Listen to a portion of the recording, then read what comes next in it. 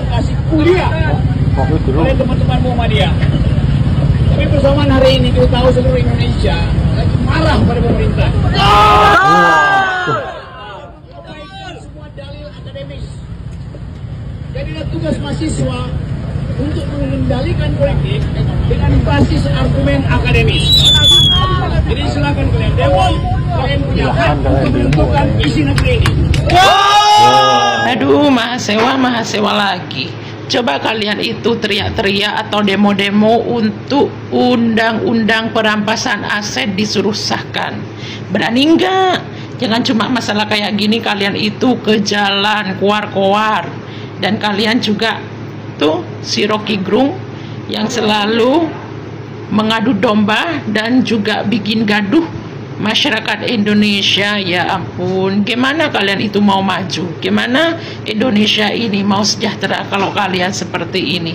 Cobalah kalian itu berpikir. Kalian kan orang cerdas, kalian kan anak kuliahan, kalian kan orang-orang yang berpendidikan. Cobalah gimana caranya kalian itu berlomba-lomba Indonesia itu bisa maju. Jangan hanya seperti ini kalian demo, giliran disuruh demo undang-undang perampasan aset kalian pada tidur semuanya. Akhirnya nongol juga nih adik-adik mahasiswa, ini anak-anak BEM-BEM ini muncul lagi. Kemarin gue cariin mau protes tentang Harvey Mois yang dihukum cuma 6,5 tahun penjara. Kemana kalian? Dananya baru cair ya dek ya. Adik-adik ini pesan kakak ya, kalau misalnya demo janganlah kau bakar-bakar apa itu sampai memblok jalan ya, jangan ya. Jangan sampai bikin sengsara masyarakat ya. Berjuang untuk menyampaikan aspirasi masyarakat tanpa bikin susah masyarakat itu lebih bagus. Nih kayak kakak ini mahasiswa tapi gunain sosial media untuk mengeluarkan aspirasi dari masyarakat. Kayak gitu, keluarkan critical thinking kalian, kritis kalian itu keluarin dari sosial media kayak gitu, ya kan? Sama aja kok kalian turun di jalan sama menyuarakan di sosial media itu sama aja, didengar nggak didengar juga. Tapi biasanya lebih maknyus kalau lewat sosial media. Terus kalau menyuarakan aspirasi melalui sosial media nggak perlu nasi bungkus, nggak perlu panas-panas, ya kan? Sebenarnya ada beberapa tuntutan mahasiswa ini yang gue setuju, termasuk perampasan aset untuk terpidana korupsi. Tetapi yang nomor 1 sampai nomor 6, aduh, nomor 1 dulu deh. Nomor 1 ini pemangkasan anggaran-anggaran yang nggak penting. Masa lu nggak setuju sih ada mahasiswa, hah? Terus ada juga ini yang gue denger dari hasil interview dari salah satu media terhadap salah satu mahasiswa yang melakukan demo, bilang gini nih. Ini kalau misalnya efisiensi anggaran ini dilakukan di Kementerian Pendidikan katanya ya, takutnya nanti ini bakal berdampak untuk kenaikan UKT uang sekolah. Menuntut juga kalau misalnya sekolah harus digratisin. Kalau sekolah SD, SMP, SMA mah gue setuju. Tapi kalau kuliah enggak, jangan digratisin. Ntar kalau misalnya digratisin kalian makin males lagi masuk kuliah, ya kan? Karena mikirnya udah gratis juga, nggak perlu gue mikirin duit orang tua gue sia-sia atau gimana, ya nggak? Apalagi tuntutannya tuh yang masalah tangkap dan adil Pak Jokowi. Aduh, kelihatan banget lu deh, kelihatan. Jangan terlalu offside. Tapi gue heran di negara gue sendiri, ya. Cuman di negara gue nih, dikit-dikit demo, dikit-dikit mahasiswanya demo, apa aja semuanya di demo gitu. Ada kebijakan baru di demo gitu. Nggak ada gitu demonya tuh yang benar-benar apa yang Indonesia butuhkan. Gue juga gak pernah lihat tuh di negara lain dikit-dikit demo mahasiswanya, terutama di Taiwan ini gue gak pernah sama sekali ngelihat ya mahasiswanya turun ke jalan demo. Pada sibuk semuanya berkreasi, pada sibuk semuanya belajar, gak ada waktu buat demo.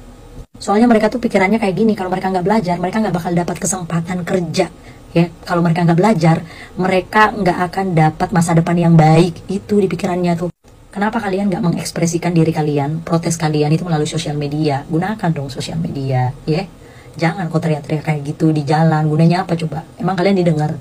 Bakar-bakar ban kayak gitu, bikin onar, blok jalan. Emang kalian didengar? Kreasikan critical thinking kalian. Gunakan ini teknologi gitu buat menyampaikan aspirasi kalian, aspirasi masyarakat, termasuk aspirasi-aspirasi orang-orang yang nunggangin kalian. Adik-adikku tersayang, ya kalau adik-adik pada merem begitu ya gelap deh ya. Nih, kalau merem begini mah emang gelap, kanan kiri depan belakang gelap, kagak bisa ngelihat apa-apa deh. Apalagi kalau merem sambil ngebayangin pacar kita selingkuh. Aduh, gelap kali duniaku ini ya. Makanya coba melek deh, melek begini, melek, melek. Cerah sekali hari ini, nggak ada gelap-gelapnya sama sekali deh. Lah kalau merem emang gelap deh, melek gini melek. Tah, melek, cerah sekali, melek deh, melek. Jangan merem, gelap kalau merem emang. ada yang menjadi sorotan tajam saat aksi gelap yang digelar oleh mahasiswa.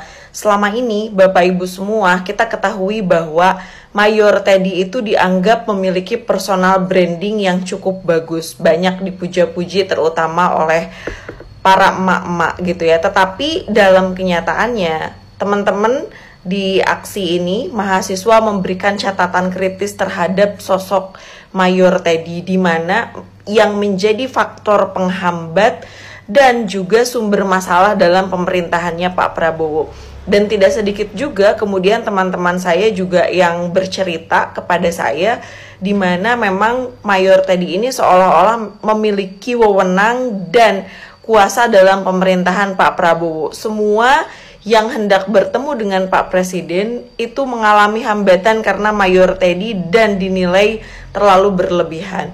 Dalam aksi Indonesia Gelap ini ada 5 tuntutan dari teman-teman mahasiswa. Salah satunya adalah kekecewaan terhadap efisiensi anggaran. Saya sepakat kok Pak Prabowo bahwa dengan efisiensi anggaran yang disampaikan itu, saya juga jujur kesal ya dengan melihat banyaknya pejabat publik yang tertawa senang-senang di atas penderitaan rakyat, jalan-jalan ke luar negeri, membawa keluarga, hura-hura dengan alasan adalah studi banding. Tapi kok makin kesini efisiensi yang disampaikan oleh Pak Prabowo itu makin gak rasional dan di luar nalar, semuanya dipangkas.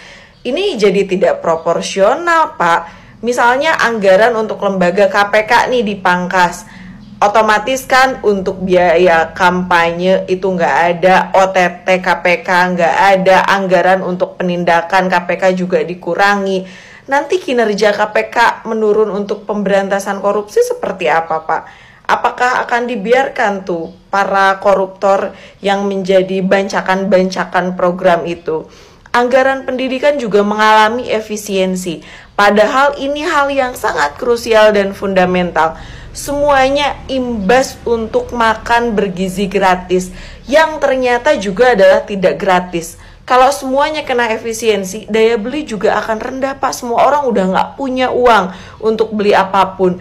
Jadi kalau Pak Prabowo menyampaikan ini adalah untuk kepentingan rakyat mana yang sedang diperjuangkan oleh Bapak. Sementara nih Pak, di saat yang bersamaan DPR juga lagi ngebut tuh beberapa pengesahan RUU yang menguntungkan kartel dan oligarki politik.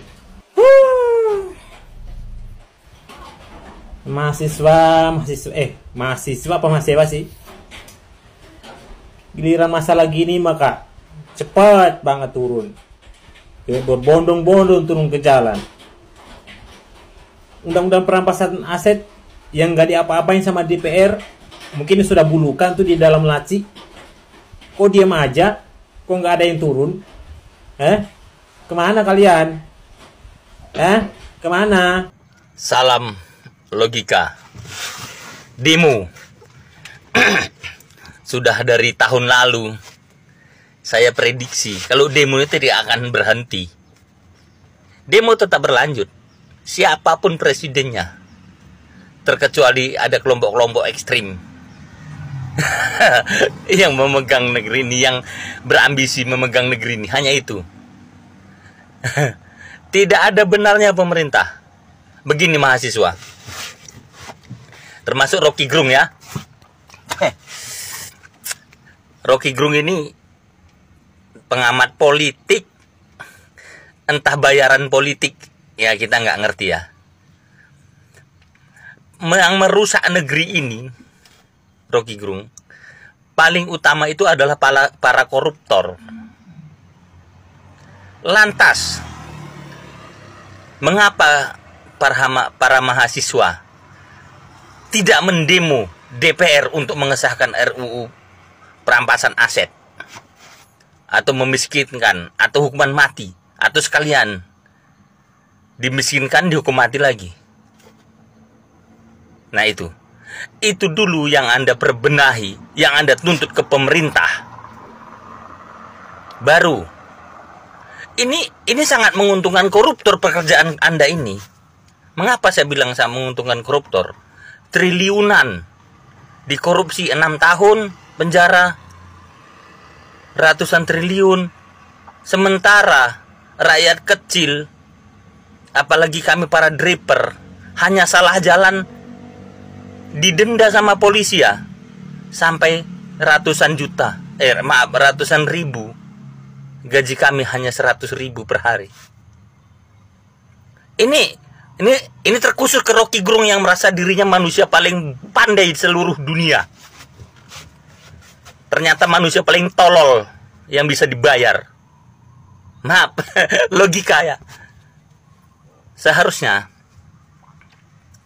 Anda itu Rocky Gerung serukan kepada mahasiswa. Itu dulu kita benahi undang-undangnya. Setelah ada undang-undangnya, baru di demo itu kejaksaannya, hakimnya segala macam agar menangkap KPK-nya, agar menangkap seluruh koruptor. Apabila mereka tidak bisa menangkap, KPK-nya yang ditangkap.